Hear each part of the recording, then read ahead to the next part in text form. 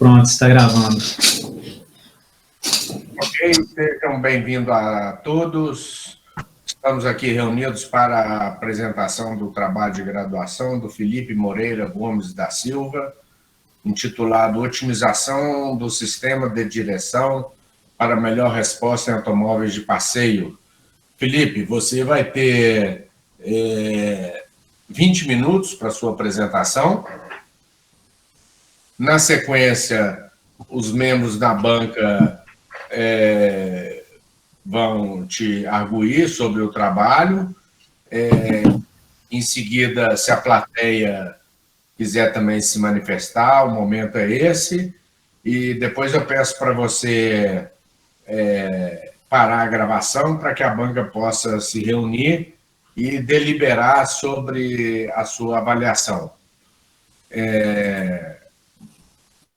Você, então, pode... Depois você retorna para a sala, certo? E aí a gente dá a sua nota. Você, então, pode começar, a partir desse momento, a sua apresentação do seu trabalho. Ok, muito obrigado. Bom, vamos lá.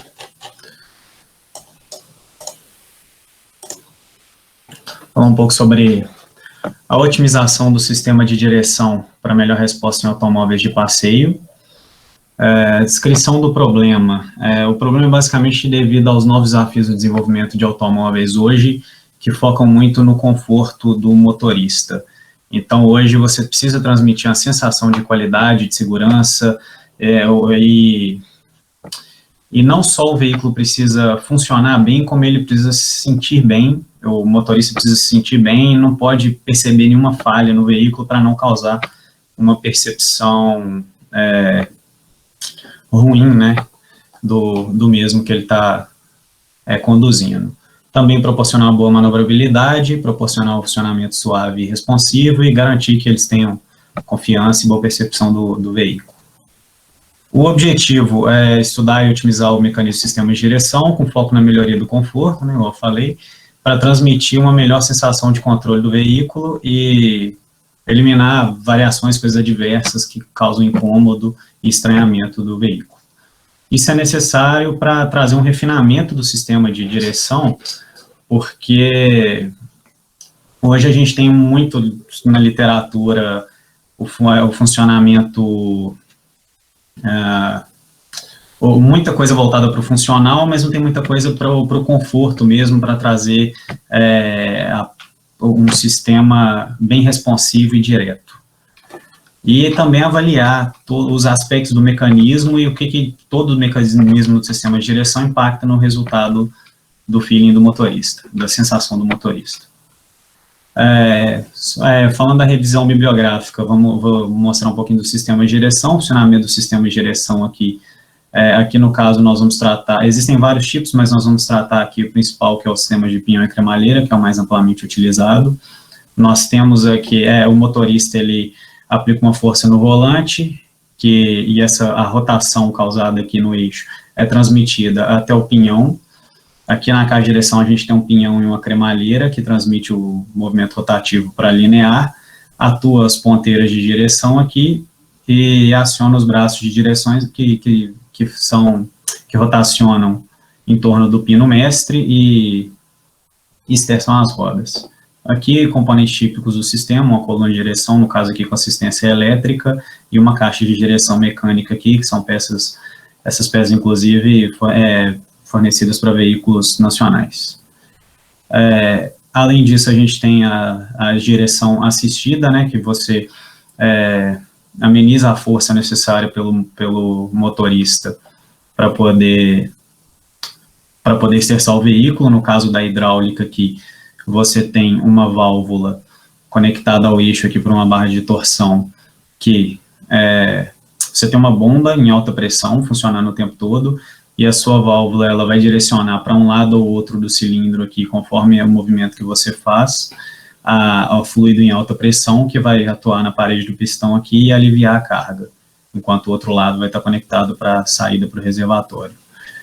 No caso da direção elétrica, que já é uma evolução, nós temos um sensor de torque aqui com que vai dar um sinal sobre o torque que o motorista está aplicando, até uma central de controle, que também vai receber outros sinais, como a velocidade do veículo, e vai ligar um motor elétrico que vai assistir o motorista na hora de fazer a conversão, na hora de fazer o esterçamento, com determinada carga, ou que pode ser calibrável dependendo das funções.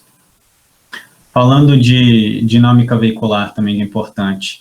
Aqui nós temos um veículo fazendo uma manobra de esterço.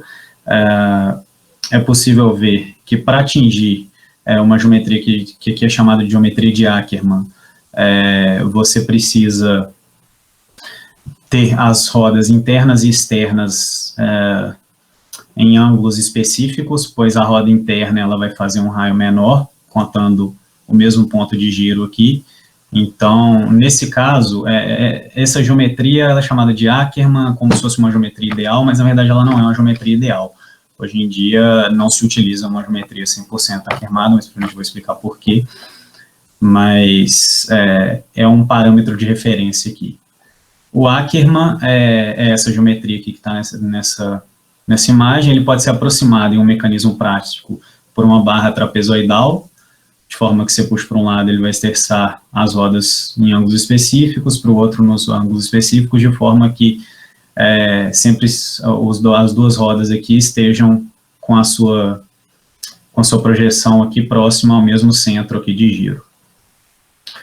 Outra coisa importante aqui na dinâmica veicular, também importante pontuar, é o ângulo de escorregamento do pneu, que é o principal motivo de não se usar o Ackermann ao 100%, pois o ângulo de escorregamento do pneu ele vai ditar quanto de força lateral o pneu é capaz de dar. Ele vai conseguir dar uma determinada força lateral conforme o escorregamento aqui que você tem, conforme esse gráfico aqui. Então você tem um ângulo ótimo aqui que você vai ter a maior força lateral possível.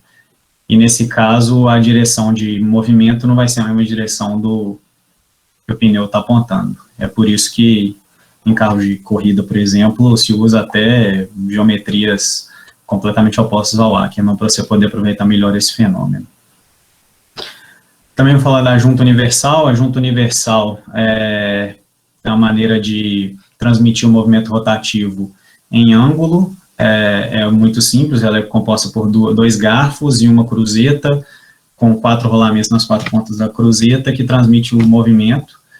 Também tem a formulazinha de variação da velocidade angular aqui. Isso é um efeito negativo da junta universal, que quanto maior o ângulo beta aqui, maior a variação do movimento rotativo que você tem ao longo do curso, né? Então, um gráfico de coordenada polar aqui mostra que quando você tem um ângulo baixo, você tem uma variação aqui de dado do eixo 4 para o eixo 2 de velocidade próxima de 1, enquanto você chega no ângulo a 50% aqui, você tem 0,65 da velocidade a 0 graus e 1,55 da velocidade a 90 graus.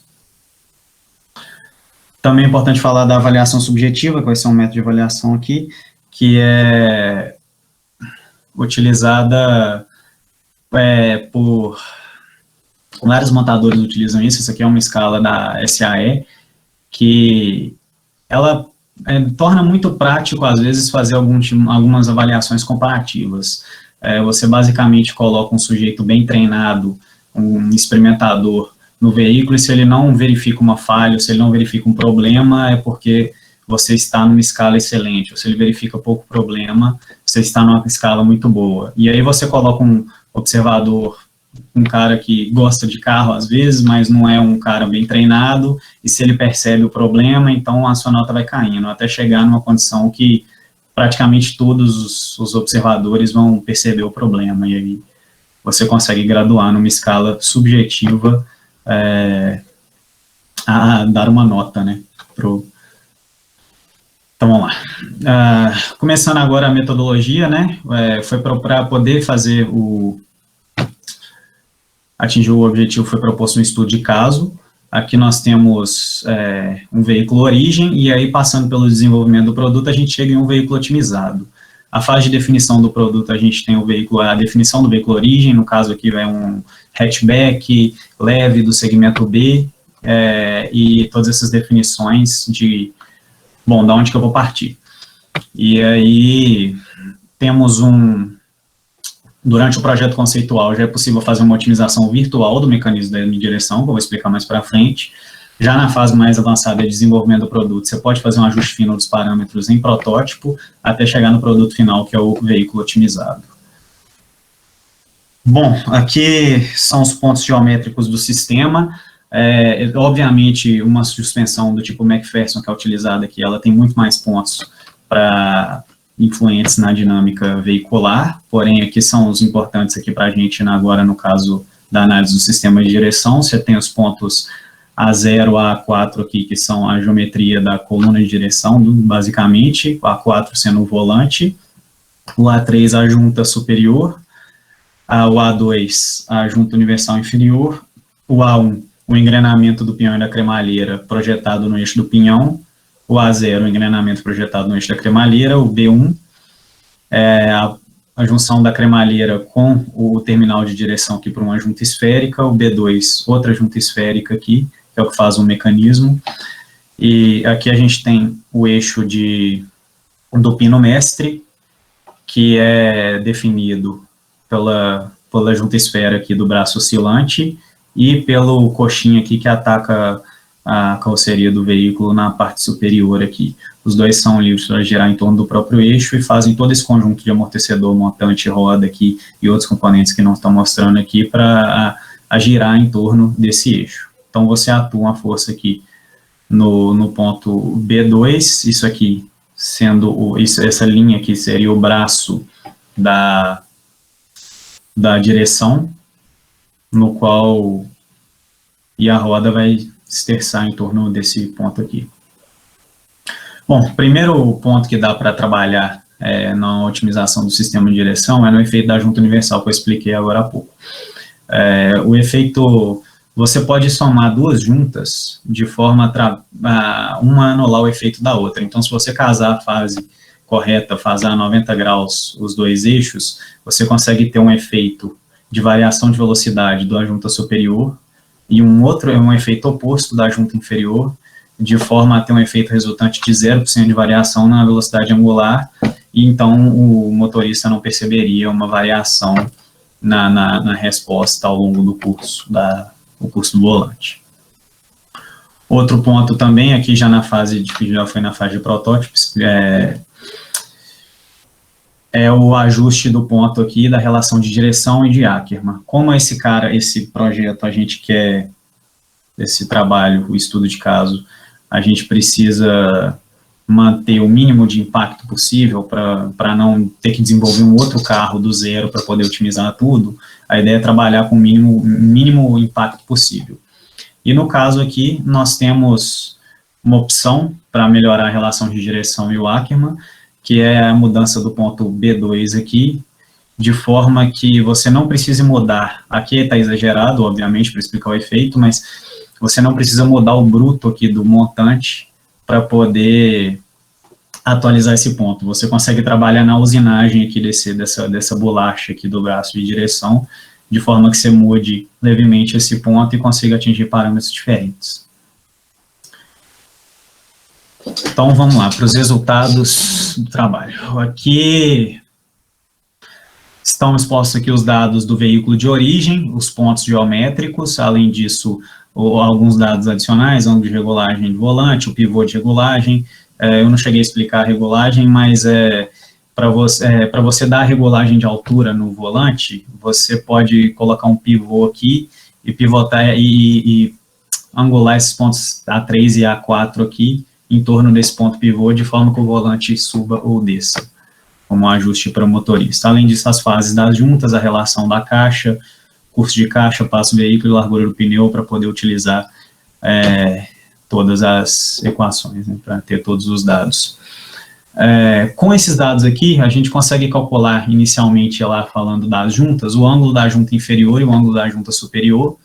Aqui a gente pode ver, temos 29 e 34 graus, como eles têm ângulos diferentes e com a sua fase específica, o efeito das duas juntas somadas dá esse resultado aqui, ó, a máxima relação de 1,05 e a mínima de 0,94. fazendo com que tenha uma variação total de relação de 10,52%. Então, o cara teria esse efeito aqui, ó, quando o cara está 40 graus de volante, você tem 0,95 de relação, enquanto quando você passa menos 50 até mais 50 graus, você tem 1,05, essa que é a variação de 10%. Quando você regula o volante para cima ou para baixo, você tem pequenas alterações devido à alteração no ponto A3 e A4. No caso da regulagem para baixo, você piora bastante aqui. Então, é um veículo com uma alta variação, que é uma coisa que não é desejável, porque o cliente, quando ele for esterçar o veículo, ele vai sentir o carro mais lento e depois mais rápido, dependendo da posição do volante. E outro ponto também é que, partindo do zero, esterçando para a direita, o carro ficará um pouco mais rápido, enquanto esterçando para a esquerda, ele vai ficar um pouco mais lento. Isso pode trazer uma percepção muito ruim para o motorista. Aqui, a gente consegue ver melhor a relação final da direção. Então, considerando todo o mecanismo do sistema de direção, essa linha tracejada mais forte aqui seria a relação do mecanismo da suspensão, né, no caso, as ponteiras ali atuando no braço de direção, e aqui o efeito das juntas universais do veículo origem. Então, você tem aqui a percepção, no pior caso aqui, até de acima de 18 até abaixo de 16, essa relação é ângulo para ângulo, então é ângulo do volante para ângulo de roda, que o carro vai esterçar. Aqui ao lado a gente tem um gráfico do Ackermann aqui em porcentagem, né? Porcentagem é quanto mais próximo da geometria de Ackermann eu estou, então o 100% seria a geometria de Ackermann para aquele ângulo, e o 0% seriam rodas paralelas. Aqui a gente tem a curva de Ackermann desse veículo, mais para frente eu vou mostrar no comparativo. Na hora de fazer a otimização propriamente dita da geometria da coluna de direção aqui, é possível encontrar infinitos pontos A2 para que você consiga o mesmo ângulo das juntas inferior e superior. Então, você tem, foi feito aqui num software de CAD, né, travado as juntas superior e inferior ao mesmo ângulo, você consegue acessar infinitos pontos. Esses pontos formam essa superfície aqui, que vocês estão vendo, meio laranja aqui, que seria uma superfície ótima, que qualquer ponto que você puxar o ponto A2 para ele, você consegue utilizar os mesmos ângulos. No caso aqui não foi mexido no ponto A4 e o A3, porque isso influenciaria na posição do volante, isso muda o ponto ergonômico do carro, ou seja, você teria que mudar banco e todos os demais componentes do veículo para adaptar isso. O ponto A0 aqui também se manteve estático para não, apesar de deslocar para a direita, ele melhorar o ângulo mínimo aqui possível de fazer. Ao deslocar para a direita, você aumenta a robustez da caixa aqui e você teria que adicionar muito material. Então, a opção mesmo foi utilizar apenas o ponto A2 aqui para manter o mínimo impacto, que foi a premissa inicial. Essas curvas vermelhas aqui seriam isoângulo, ou seja, qualquer ponto nessa curva, você teria o mesmo ângulo aqui, no caso de 28 graus, para as duas juntas. E a ideia aqui foi manter como condição de contorno, o menor ângulo possível a ser feito, mantendo o mesmo comprimento de pinhão. Porque mantendo o mesmo comprimento de pinhão, você pode manter a mesma ferramenta e só mudar a usinagem ali dos dentes, que é mais um ponto a se reduzir custo. Por que menor? Por que um ângulo menor? Um ângulo menor é necessário para poder diminuir a variação de montagem do veículo, porque quanto maior o seu ângulo, qualquer variação de montagem, ou no caso da regulagem para cima e para baixo, você vai ter mais, você vai piorar a sua porcentagem ali de variação de relação. O outro ponto aqui agora, já no carro protótipo, foi o ajuste do montante, no qual foram feitas 4 propostas aqui, para reduzir a relação no volante a 0 graus, e que foi o ponto origem 1 e 2 aqui.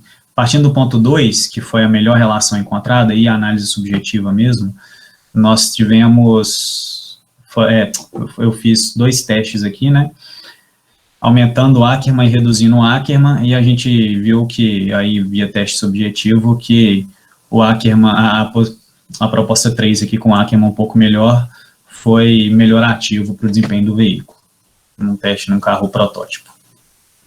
Aqui nós temos o veículo otimizado,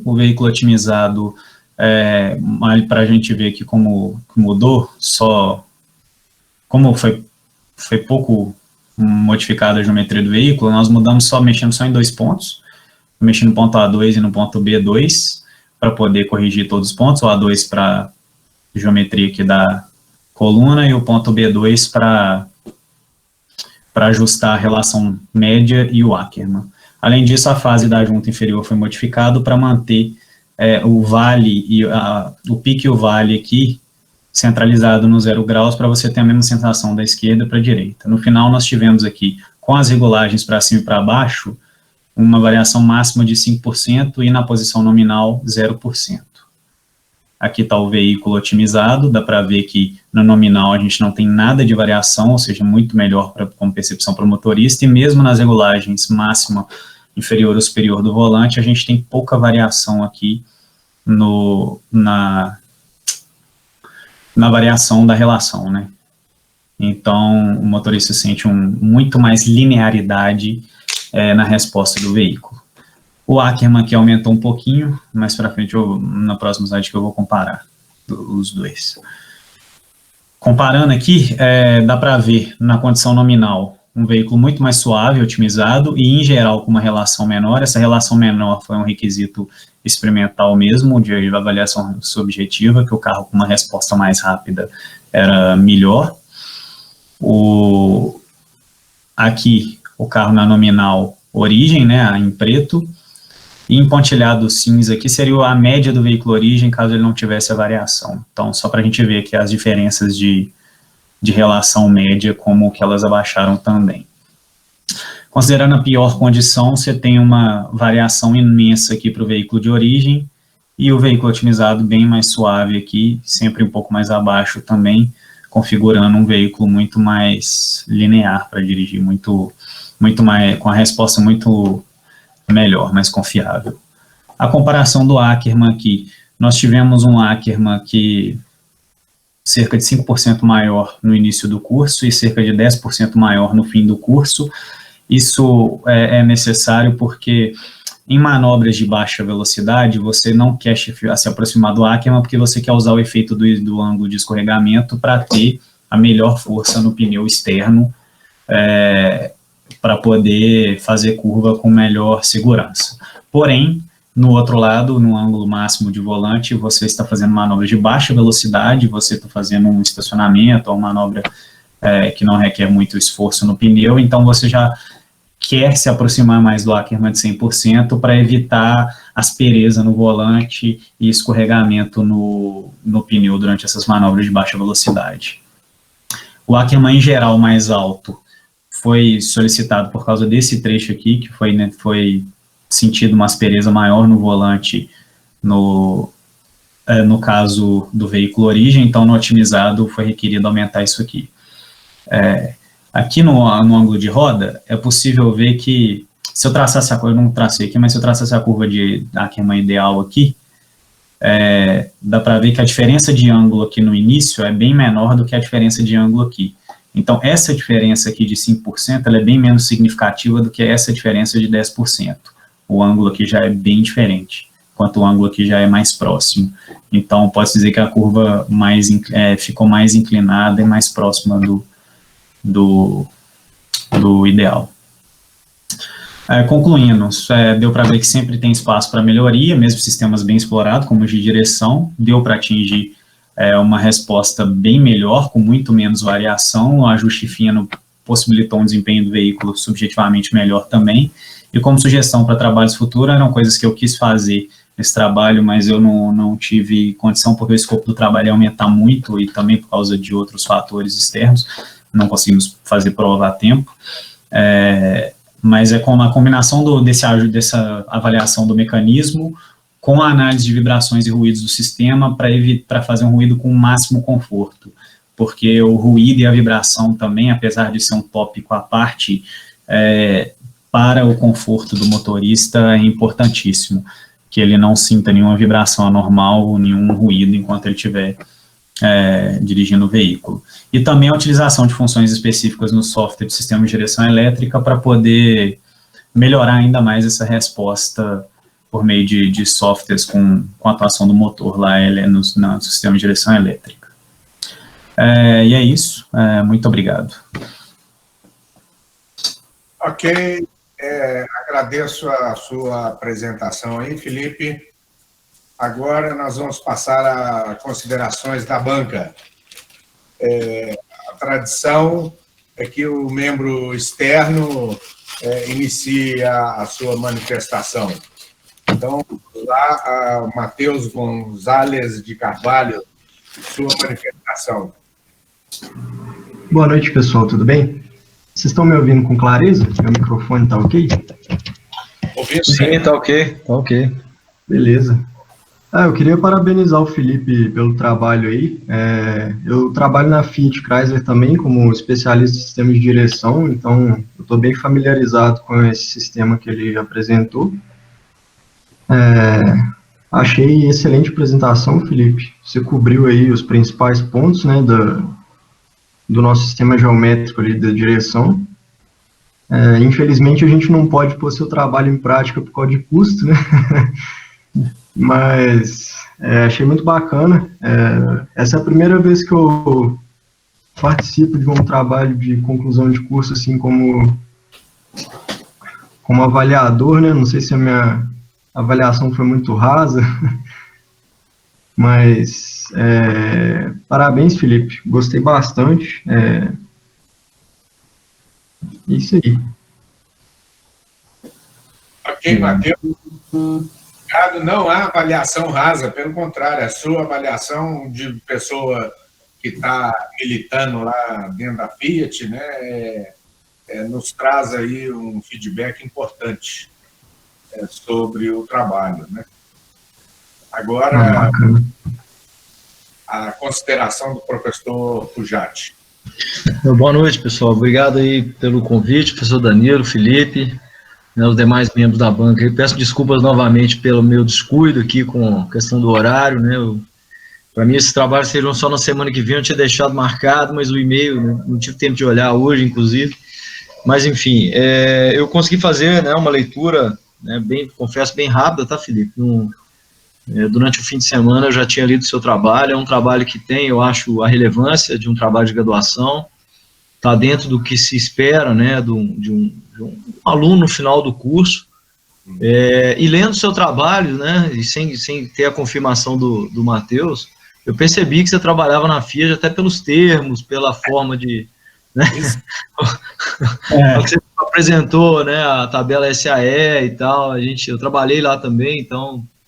Né, durante a sua apresentação, você usa alguns termos que são muito específicos, inclusive dessa área de handling e experimentação, né? E, assim, por um lado, isso é natural, né? A gente acaba usando os nossos vocabulários aí numa apresentação, e eu só te recomendo, assim, se esse trabalho vier a ser apresentado, né, fora do ambiente da indústria, ou até por pessoas... Né, por exemplo, se for convidado para participar de uma live ou de uma apresentação, tentar usar os termos mais específicos, né, até para a gente, assim, as pessoas que não são da área terem acesso, né, senão você sobe o nível do vocabulário e a gente começa a ter um pouco de dificuldade para acompanhar. Como eu disse, né, eu estou familiarizado, então alguns dos termos que você usou são familiares, mas podem, né, uma pessoa leiga, vamos dizer assim, ou que não que está nesse ambiente aí de montadora, pode ser um pouco, perder um pouco o contexto, né, demorar para entender. Então é só uma dica, tá? Gostei da sua apresentação, concordo com o que o Matheus comentou, né, a sua apresentação foi boa, você né, demonstrou aí domínio do assunto, pelo que eu estou entendendo, você trabalha com isso, né, E a minha primeira pergunta acho que já foi até respondida, né? Eu sei que a montadora muitas das vezes, né, o que mais peca nessa questão de alinhamento de coluna, de posicionamento de volante, é exatamente a questão da integração e do custo. Então, quando você migra para um sistema de direção para uma determinada posição ali, né, lembrando que na sua figura você tem ali só o sistema de direção, e ali quando você coloca isso numa carroceria, né, embarca isso no veículo, você tem pedais, console central, painel corta-fogo, uma série de outros, né, subsistemas integrados, e que às vezes te impedem essa reposicionamento. Então, a minha primeira pergunta é essa, né? Eu não sei especificamente qual veículo que você usou, até porque eu acredito que isso seja um ponto de certa confidencialidade, né? Mas você chegou a estudar essa integração, quer dizer, se você movimenta, né, como você movimentou ali o ponto A2, se isso vai gerar alguma interferência com outro subsistema, pedal de freio, embreagem, não sei. Você chegou a estudar essas interferências? Né? Exatamente, foram avaliadas, sim. No caso ali, dá para enxergar, até posso voltar a apresentação aqui. Ok. Que a gente tem uma inclinação muito maior do pinhão. No caso aqui, realmente, se está correto, o veículo, inclusive eu tentei deixar o mínimo possível de referências aqui da empresa com qual eu trabalho, para não ter problemas de confidencialidade, mas foi avaliado sim, essa inclinação maior do pinhão aqui, na verdade, nesse veículo em específico, a gente tem a passagem da coluna de direção entre os pedais do acelerador e de freio. Nessa proposta aqui, seria necessária a passagem desse mesma coluna entre os pedais de freio e de embreagem. Então, você muda o ponto de passagem ali do pedal. No caso, não tive a oportunidade de cobrir com clareza todas as regiões de interface aqui, porque eu teria que entrar muito em especificidade de um projeto que tem alguns pontos confidenciais. Então, mas sim, isso foi avaliado sim, então a carroceria aqui, ela teria que ter uma entrada adaptada aqui, devido ao furo de passagem do eixo, e os pedais também serem modificados. Mas a ideia aqui era modificar o mínimo possível, né, então com exceção desses pontos, ponto de ergonômico do pedal ali, a questão da sustentação da coluna, e da própria suspensão aqui, considerando os mesmos pontos de ataque da caixa de direção, esses aí se manteram os mesmos nesse trabalho. Igual o Matheus falou, a gente não teve a oportunidade de fazer exatamente isso aqui lá, mas a gente fez algo parecido em outros projetos, em outro projeto, na verdade. Tá, ok. Eu acho importante, então, mesmo que você não mencione aí o veículo, nem entre em muitos detalhes do projeto, eu acho que é importante mencionar pelo menos isso, né, que não sei se passei desapercebido o texto, tá, como eu disse, eu li muito rapidamente, mas é importante mencionar que houve essa preocupação, né, em estudar a integração desses subsistemas, porque eu te falo assim, isso, eu acredito que, se não me engano, você foi do Fórmula SAE, não é isso? Não foi não. Não? Mas eu não tive a oportunidade de participar, porque eu já trabalhava na FIT desde que eu entrei na faculdade. Na verdade, eu trabalhava em terceira, mas eu sempre trabalhei no período da faculdade, então não tive a oportunidade de fazer muita coisa extracurricular.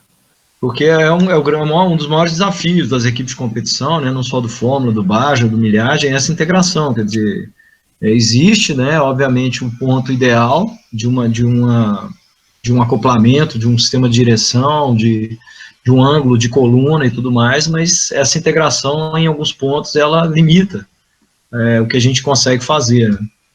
Então, assim, acho que cabe esse comentário, né, dizendo lá que no momento da escolha dos pontos, essa questão foi levada em consideração. Como eu te disse, eu não sei que carro que você testou, também isso não vem ao caso, mas eu imaginei exatamente o que você falou, que o ponto inicial dessa figura que você mencionou, que você mostrou aí nesse slide, é a figura, deixa eu voltar aqui no trabalho, já está até aberto aqui, a figura 27, Eu imaginei que pela posição, né, estaria mesmo entre os pedais de acelerador e freio. E aí, na hora que você joga isso para o lado esquerdo do veículo, fala, isso aqui vai dar interferência com o sistema de freio, que usa uma razão de engrasamento muito alta já, né, para poder garantir ali um esforço de frenagem pequeno no pedal, e essa integração ali vai dar interferência.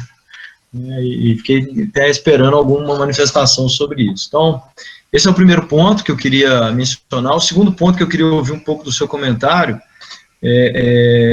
tem a ver exatamente com essa questão de otimização. Quer dizer, a gente fala, né, de trabalhos e em otimização. Se tivesse alguém da área de otimização aqui, ele ia te questionar qual método de otimização você utilizou para fazer esse, né? Então, quando a gente fala de otimizar alguma coisa, geralmente se usa um método numérico, um método específico para chegar a um resultado ótimo, por exemplo. A título de exemplo, tá? Não tem nada a ver com o seu estudo aqui, mas você vai otimizar, por exemplo, o ângulo de posicionamento de um canhão para que o projétil atinja a maior distância possível, que atinja o maior ângulo, ou a maior altitude possível, enfim. Então, para isso, existem técnicas de otimização, e pelo que eu entendi, você não usou nenhuma delas, né? Não, foi utilizado software de CAD mesmo devido à complexidade do... Exatamente, foi o que eu imaginei.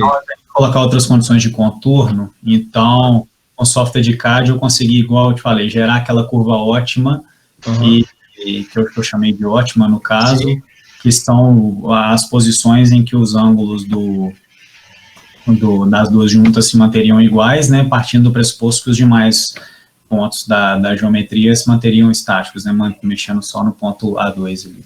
Ok. Foi o que eu imaginei. Então, assim, eu acho que vale a pena uma discussão com o professor Danilo sobre, né, essa questão de otimizar, quer dizer, geralmente otimização, né, a gente está aplicando em alguma técnica específica mesmo, né, ou um Ruji-Kuta, ou um método de Euler, que existem vários métodos de otimização aí para diferentes parâmetros, e essa palavra, assim, pelo menos nas últimas bancas que eu participei, isso tem sido muito discutido, né? Então, acho que vale uma discussão com o seu orientador para entender se realmente o título está adequado ou não nesse ponto. Então, eu queria, assim, uma sugestão, né, como eu disse, é uma sugestão para vocês discutirem, seria, né, talvez melhorias, né, de sistema de direção, buscando, né, propostas de melhoria de um sistema de direção. E, assim, é muito claro, né, eu já dirigi veículos que têm esse posicionamento sem cruzeta, por exemplo, o Baja mesmo, a gente já fez, já conseguiu posicionar o volante de forma que a coluna de direção fosse acoplada diretamente no pinhão, e já chegamos a rodar com o carro com 2 cruzetas, como é a proposta do seu trabalho. Assim, para um carro que te demanda muito esterçamento, né, como é um carro off-road, te demanda, né, um ciclo grande de variação durante um intervalo pequeno de tempo, por exemplo, você vai contornar um slalom, fazer uma manobra de correção de trajetória, um line change, enfim, que te exige muito, isso faz muita diferença. E aí vem a minha pergunta, né?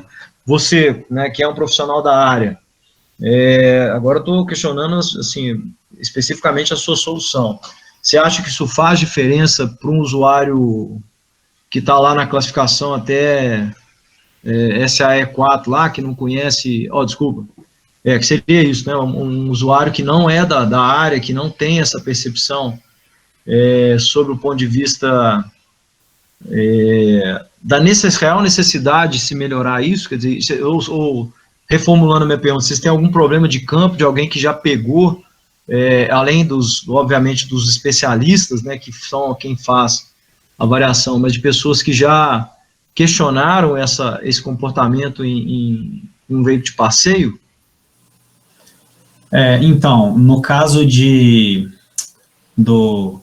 da relação mais alta, sim, normalmente nunca é direto, tipo, a relação do carro é muito alta, mas existem reclamações de alguns veículos do carro ser um pouco lento, e ter Agora, como sensação da direção, vamos pôr assim, um cara que seria um SAE 4, um cara que ele não tem muito conhecimento ou não tem nenhuma base de referência, realmente esse tipo de trabalho faz pouca diferença para um cara desse, para esse perfil de motorista.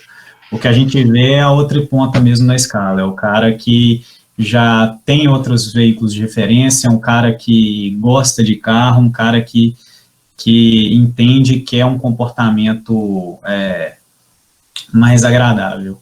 Aí esse cara faz diferença. Só que, como eu expliquei, o mercado hoje está cada vez mais exigente. Então, as pessoas hoje não se contentam com sensações, mesmo que a pessoa não saiba explicar, ela tem uma sensação não muito boa na direção, às vezes é um pouco vinculada a esforço, mas às vezes não só esforço, às vezes existe um estranhamento ali, e sim, eles podem ter uma percepção negativa do carro. A minha ideia inicial, igual eu falei lá no final da sugestão, era colocar uma análise de vibrações também sobre ruído e vibrações da caixa e da coluna. Então, eu ia colocar análises com instrumentação, acelerômetros, então esse é um trem um pouco mais completo aí, para aí sim fazer uma diferença para esse cara que você comentou de um usuário mais comum, né, do motorista mais comum. Mas, infelizmente, eu não tive como colocar, não coube no escopo, mas, sim, está correto. A gente, para esse tipo de pessoa, não existe esse tipo de reclamação, mas para um cara, existem poucas reclamações de vamos pôr assim, clientes que gostam mais, né, de carro, ou que tem outras bases de comparação, de que existem alguns pontos a melhorar.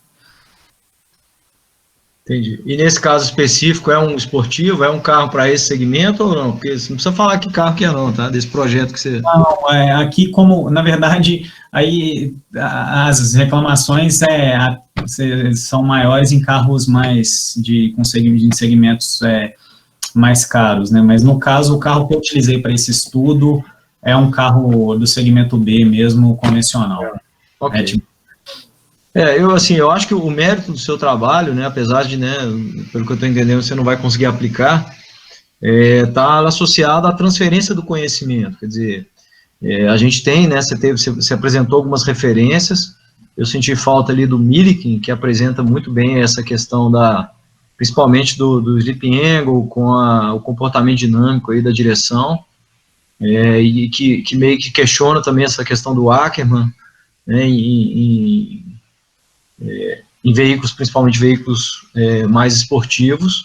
Você mencionou muito bem essa questão, por isso que eu te perguntei se você tinha trabalhado no Fórmula, né? A gente sabe que essa questão dinâmica aí varia muito com a aplicação do veículo, em alguns casos é melhor ter um Ackermann reverso mesmo, né? E eu senti, como eu disse, senti falta dessa questão do Milliken, mas eu acho que a sua contribuição foi exatamente juntar esse monte de informação e mostrar que na prática faz diferença.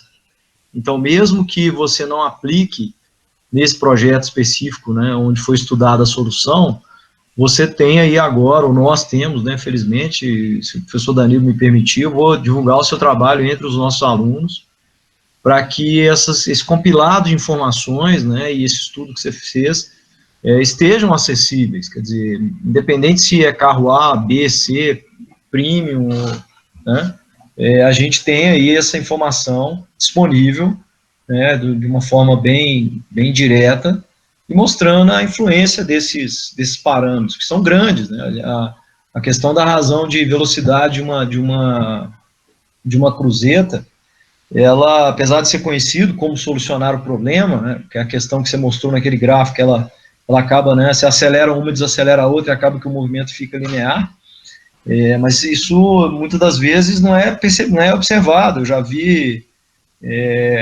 sistemas montados, inclusive na equipe lá do Bajo, até no Fórmula, sistemas já montados em que não estava sendo respeitada essa questão da posição da cruzeta, que parece uma coisa elementar, né? Assim, para quem entende, para quem lê o que é uma razão de velocidade de uma cruzeta, e a associação de duas, né, ou mais do que duas, Isso parece uma coisa elementar, mas tem, assim, infelizmente ainda fica essa dúvida aí, ou fica no ar essa informação. Então, eu gostei da forma com que você compilou essas informações, apresentou, propôs uma solução, mostrou um resultado, e eu acho que esse é o objetivo do trabalho de graduação, quer dizer, é entender se o aluno, né, que está prestes a sair da universidade, ele tem noção de como abordar um problema, propor uma solução, né, e não precisa também fazer um trabalho gigantesco. As contribuições na engenharia, elas são pequenos passos, né? Ninguém faz hoje em dia, grandes contribuições mais. Mas sendo mesmo que pequenas, né, sendo expressivas, elas são muito importantes. E aí tem só uma figura que também eu queria conversar contigo um pouco, para saber como é que está isso na indústria, que é o Steering by Wire. Eu li já muitas vezes, né, no Brasil principalmente, a legislação não permitiu ainda não essa forma de dirigir, né? Tanto que a coluna servo-assistida, que é a direção elétrica que a gente conhece, ela mantém ali uma coluna de direção física ligando o volante ao pinhão. Então a assistência ela vem a partir de um sensor de torque que está ela é sensível ao torque, quando você aplica o torque na coluna, na verdade é um seguidor praticamente, né? Você gera uma perturbação e ele segue.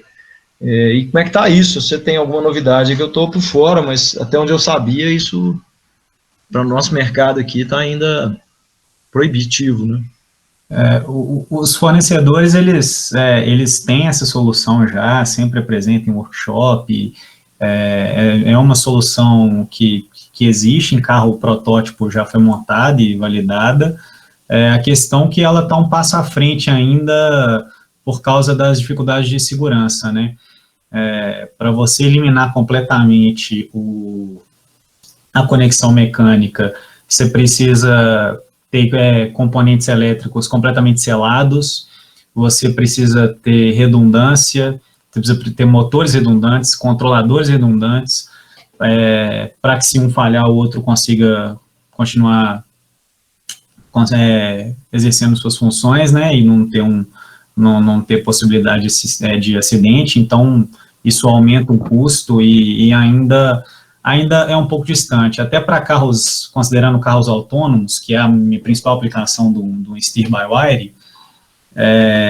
Você pode reparar que os carros autônomos hoje comerciais, que são semi-autônomos, que a gente ainda não tem um 100% autônomo comercial, eles ainda possuem a ligação mecânica. Então é um tipo de coisa que a tecnologia existe, porém não está comercial ainda. Então eu acho que ela está um pouco mais distante ainda do que o carro autônomo e o carro elétrico. Mas é uma tendência para o futuro, a tendência do sistema de direção agora é esse mesmo, partir para o Steer by Wire, mas ainda tem sim muitas questões legislativas, e da mesma forma que carro autônomo, o Steer by Wire também tem que atender. Então, é aquela coisa, né? Tá aqui, mas está distante. Então, aí talvez um pouco até mais distante que o carro autônomo. Eu também acho. Por isso que eu te perguntei, porque eu achei ela bem ousada, sabe? E ela resolve todos esses problemas, concorda? Com certeza, você pode configurar. O carro pode se adaptar ao seu modo de direção, quer dizer, é uma solução muito bacana, mas que eu acho que, sob o ponto de vista de legislação, tá bem distante mesmo. Bem distante. Bom, meus comentários são esses, professor Danilo e Felipe. Eu queria, mais uma vez agradecer o convite. Foi muito bacana ler o seu trabalho e ver que, nós temos, discentes aí muito bem formados, e formados por nós, que eu falo nós da universidade, mas também pela indústria, e sou da área da engenharia automotiva, então, é muito bacana ver colegas, se eu já posso te considerar assim, afinal de contas, estou na reta final, nessa área de engenharia, que é tem um futuro incerto, mas eu acho que o ser humano tem o carro mais do que um meio de transporte, tá certo? Então, eu acho que a gente ainda tem pelo menos ainda vou ver, essa evolução aí, tendo ainda o prazer de dirigir, sabe? Que é o que, né, tem sido reduzido, tem sido desmotivados a cada dia, né? Hoje eu tive que sair para comprar umas coisas lá para o CTM, rapaz, o trânsito é caótico, então nem parece que tem pandemia mais, sabe, isso nos desmotiva a dirigir, né? O prazer de dirigir tem sido cada dia mais cerceado, vamos dizer assim, se a gente pode colocar dessa forma, né? Mas obrigado mais uma vez pelo convite. O Matheus eu não conheço, acredito que... Conhece? Eu já fiz aula com você, já. Então abre o seu vídeo aí que eu não estou te reconhecendo, então. Eu fiz a matéria de análise de falhas com você na FMG. Ah, sim, lembrei. Não, eu intercampista, né? Eu sou de São João, na verdade. Sim. Era do Fórmula também. Então tá ótimo. Não, agora sim, agora eu relembrei. Obrigado aí, prazer em revê-lo, né? Obrigado, professor Danilo, devolvo a palavra, né? E encerro aqui meus comentários. Só um comentário, curiosidade aqui, Pujate, que essa questão do steer-by-wire, você comentou a questão do prazer de dirigir. Uma das principais preocupações do time de desenvolvimento de steer-by-wire é realmente o feeling de direção, porque como você não tem as forças do pneu transmitidas para o volante, todo o feedback do veículo é feito virtualmente, né? Entendi. Tanto vibrações quanto resposta do pneu. Então, por um ponto de vista esportivo, ele não é o ideal, não. É muito interessante seu comentário, assim, só para complementar dois casos, né? O primeiro deles, né, eu gosto de motocicleta também, tem motocicleta, o professor Danilo sabe, e eu gosto muito das Harley Davidson, né, que todo mundo questiona que Harley Davidson não é moto, é mito, né? Ela tem toda a dinâmica, peso, material, quer dizer, um dinossauro, igual andar num T-Rex, sabe? Enquanto você tem aí as motocicletas atuais. E houve num determinado momento, né, um rebalanceamento do sistema da Harley Davidson, que é um motor em V, 2 cilindros, que é bem desbalanceado, e o pessoal reclamou, né, os fãs reclamaram da falta da vibração da motocicleta, então eles tiveram que desbalancear novamente o motor para que a sensação da motocicleta voltasse a ser, né, de Harley Davidson. E aí tem uma solução legal, né, cara? No dia eu estava jogando videogame com o meu menino aqui, e o joystick recebe, você tem feedback do que está fazendo pelo joystick, então vai ter que ser uma coisa parecida, né? Vai ter que colocar lá uns motores com umas massas excêntricas para dar a sensação que o pneu tá te trazendo ali de feedback. E é bem interessante pensar isso, né? Que o steer-by-wire ele elimina tudo, né? Todos os problemas até mesmo de massa ali aí vibrando, né, como modo de vibração mesmo, de coluna de direção, elimina tudo, né? Então é um futuro meio, né, quem sabe, daqui a 40 anos, não, eu conectei de novo, né, matou o steer-by-wire porque não dá a sensação de dirigir, então... Beleza, obrigado aí, Matheus, pelo comentário, né? Bom falar contigo. E professor Danilo, de volta aí, termina aqui meus comentários. Agradeço aí a participação do professor Pujate, e devo dizer que eu até não fui o orientador ideal do Felipe, porque ele já trouxe o trabalho pronto, ele já trouxe a experiência dele da Fiat, já de muitos anos, e me coube apenas ler o trabalho e gostei demais do texto, das figuras que ele fez. A maioria das figuras ele montou para deixar bem claro o que ele estava tratando, quais os pontos que ele ia alterar, enfim. E eu fiquei muito satisfeito também de participar, embora colaborando pouco como orientador, de participar de um trabalho desse que demonstra aí a capacidade, a qualidade dos alunos que nós estamos formando. A despeito da experiência que o Felipe já tem lá na Fiat, o conhecimento que ele adquiriu ao longo do curso, com certeza, subsidiou ele para que ele hoje seja capaz, né, de fazer uma análise dessa, e, se necessário e viável fosse, estender para outras áreas, vibrações, etc., mas que não é até o caso do trabalho de graduação, que o aluno demonstre aquela capacidade que ele tem de pegar os conhecimentos que ele adquiriu ao longo do curso e desenvolver e fazer uma análise de um problema, né? E me chama a atenção também, é uma coisa que tem pouco a melhorar, né? É uma coisa já tradicional, o sistema de direção, mas mesmo aqueles sistemas que tem pouco a ser melhorado, um pouquinho que você melhora já é significativo. E aí eu acho que a indústria automobilística vai evoluindo bastante, né? Se a gente pegar a história da indústria automobilística até hoje, né? Eu acho que, indiferente de os motores serem a combustão interna, serem elétricos, a indústria automobilística ela é uma evolução constante. E fiquei muito satisfeito, Felipe. Acho pertinente aquelas observações do professor Pujati. Talvez valha a pena a gente eliminar o termo Otimização, né, fazer melhorias. Eu acho que isso não diminui nada seu trabalho, mas fica mais realista, né? E eu acho que isso é possível de ser feito.